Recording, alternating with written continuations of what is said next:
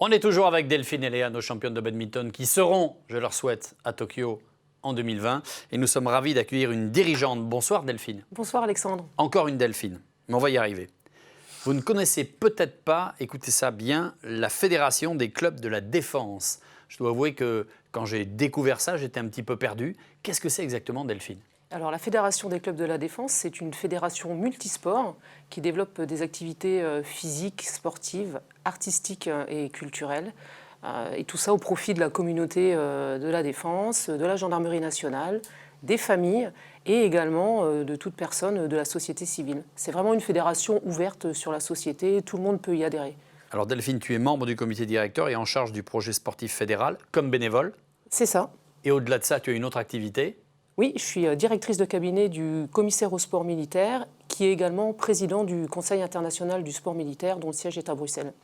Ok, donc ça fait beaucoup de choses. Ça fait beaucoup de choses, exactement. Tu es là aujourd'hui avec ta casquette pour parler de la Fédération des clubs de la défense. Il y a plusieurs ligues au sein des régions, c'est ça ? C'est ça, effectivement. On a exactement 9 ligues, dont 3 supranationales.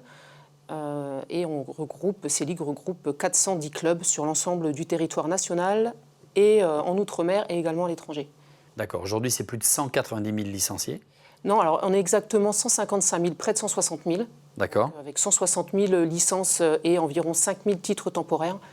Les titres temporaires, en fait, ça permet aux gens qui ne sont pas licenciés de venir pratiquer de manière ponctuelle une activité pour découvrir toutes les activités qu'on propose et éventuellement, à l'issue, souscrire à une licence et adhérer à la Fédé. Alors, qui peut s'inscrire ? Eh bien, en fait, tout le monde. Donc, effectivement, comme on est une fédération qui est vraiment soutenue par le ministère des Armées, il y a beaucoup de militaires, beaucoup de familles de militaires, mais c'est ouvert à toute personne de la société civile. Le but, tu vois, c'est vraiment de renforcer aussi le lien armée-nation. Donc, c'est vraiment ouvert à tous les publics et aussi, bien sûr, les enfants, les jeunes, tout âge. Vous connaissez cette fédé, les filles ? Pour être honnête, pas du tout. Mais c'est normal, entre guillemets. En fait, c'est vrai que c'est une fédération qui n'est pas très très connue, mais elle est vraiment implantée partout sur le territoire. En fait, le principe, c'est que tu as à chaque club, chaque club est rattaché, si tu veux, à une unité militaire. Ce qui fait qu'en fait, tu as des clubs sur tout le territoire et le principe est que tu peux trouver vraiment un club près de chez toi, partout. Alors après, les activités sont différentes. Tous les clubs ne proposent pas toutes les activités. Tu as vu, on a plus de 130 disciplines sportives, 90 activités culturelles. Donc effectivement, tout ça est un petit peu réparti en fonction des clubs. La répartition hommes-femmes ? On a 34% de femmes qui sont licenciées au sein de la Fédé. Donc tu vois, on s'approche des 37% et demi de femmes qui sont licenciées dans les Fédés, dans les 107 Fédés du Comité national olympique sportif français. Et cette étude, elle datait, je crois, de 2014. Il y avait eu un audit un rapport sur la pratique féminine au sein des fédérations qui avait été édité par le ministère de la Ville, de la Jeunesse et des Sports à l'époque. Donc on est vraiment une fédération, tu peux penser que finalement on a plus d'hommes parce qu'on a un côté un peu plus militaire ou côté défense, mais en fait, non, on s'approche des autres fédérations. Et vous avez plein de partenariats avec plein de fédés, ce qui vous permet d'organiser beaucoup d'événements complètement différents. Je notais le badminton, l'escrime, le football, le golf, la pétanque, le rugby, le ski, le karaté, la pêche sportive. Il y en a pour tous les goûts. Oui, il y en a pour tous les goûts. En fait, le but de la fédération, c'est vraiment de proposer une offre la plus exhaustive possible pour répondre à la demande des adhérents. Donc effectivement, il y a plein de choses. Tu as le triathlon, tu as même du yoga, il y a vraiment plein de choses. Et le niveau ? Eh bien, le niveau, en fait, c'est vraiment, ça va du loisir à la compétition. Donc, on a à la fois des gens qui pratiquent le sport santé, le sport bien-être, et puis on organise aussi des compétitions. Il y a un championnat de France de la Fédération des clubs de la défense, dans plusieurs disciplines. Lesquelles, par exemple ? Eh bien, tu as le judo, tu as le triathlon, la course d'orientation, tu as... Et c'est des vrais compétiteurs ? C'est des vrais compétiteurs, tu as des... Non, mais je veux dire, dans l'âme, quoi. Oui. Ça rigole plus, là. Non, écoute, non, mais je crois que c'est comme toutes les fédérations, quand tu fais du sport et que tu t'engages dans ta discipline, à un moment donné, quand tu t'y épanouis, tu as envie de... Bien sûr. Voilà, t'as l'esprit de compétition, tu as envie d'avancer. Vous pratiquez d'autres disciplines, les filles, que le badminton ? Non, là, on est tellement à fond dans le badminton qu'on n'a pas le temps. On n'a pas le temps, quoi. Non, Et puis j'imagine, quand vous avez un petit peu de temps, à 20 ans et 26 ans, vous allez faire autre chose que du sport. Ouais, Puisque c'est un peu votre vie, l'INSEP, l'objectif des JO et tout ça, quoi. C'est intéressant. Et puis alors, tu le disais, il y a aussi des activités culturelles. Exactement. Donc ça permet de matcher les deux. Oui, il y a à peu près environ la proportion, c'est 80% d'activités physiques et sportives et 20% d'activités culturelles. Comme quoi, par exemple? Eh bien, écoute, on propose des expositions de peinture, tu as aussi des expositions de photos. Et puis, alors il y a aussi des compétitions, c'est-à-dire qu'en fait, il y a des expositions et puis tu as...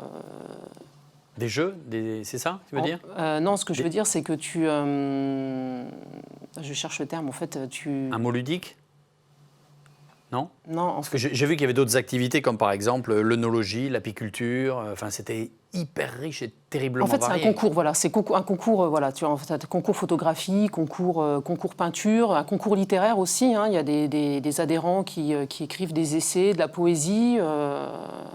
C'est aussi proposé pour les jeunes. Et puis, tu as des prix qui sont remis et tu as des sélections au niveau régional. Et après, tu as le vainqueur au niveau national qui est récompensé à l'occasion de l'Assemblée générale. Et pourquoi combiner le sport et la culture? Moi, je trouve ça très bien. Hein. Ce n'est pas une critique quand je pose cette question. Hein. Et ben, l'idée, c'est vraiment, si tu veux, la fédération, elle a un lien vraiment fort avec le ministère des Armées. Et le but, c'est vraiment un rôle social d'accompagnement des familles et vraiment de cohésion sociale. Donc, du coup, quand tu allies le sport et la culture, ça ouvre quand même ce panel.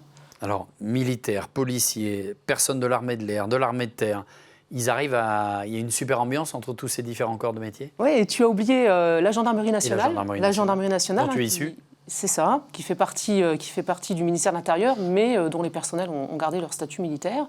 Donc non, effectivement, tout le monde s'entend bien parce que dans le sport, tu partages les valeurs de l'éthique, la cohésion, l'engagement, la fraternité. Donc tout ça, c'est vraiment les valeurs véhiculées par la Fédé. Et voilà, quand tu pratiques... Il y a une petite rivalité quand même entre les uns et les autres. Oui, bah, gentil, bien sûr, hein, évidemment. Quand tu vas au championnat de France fédéral, voilà, l'équipe, voilà, tu as envie de représenter ton corps d'appartenance et de gagner, bien sûr, mais tout ça se fait dans une bonne entente. Et quand on est militaire ou gendarme, c'est naturel d'aller se tourner vers votre fédération?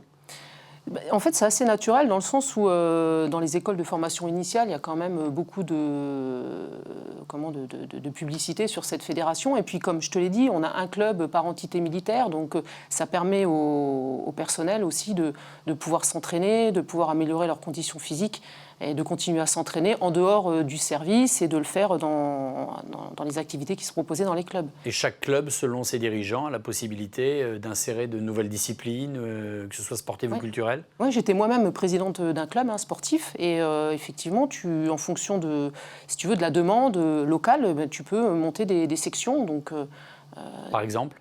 Eh ben, tu as les sections musculation, tu peux avoir les sections gymnastique, des sections yoga, boxe, self-défense féminin, tu vois, par exemple, ça c'était une section que j'avais montée au club où j'étais, donc c'est vraiment ouvert. Merci Delphine d'avoir été avec nous. Bah, écoute, Je rappelle que tu représentais la Fédération des clubs de la défense. À bientôt, merci. Ne bougez pas, une aventurière va nous rejoindre d'ici quelques secondes.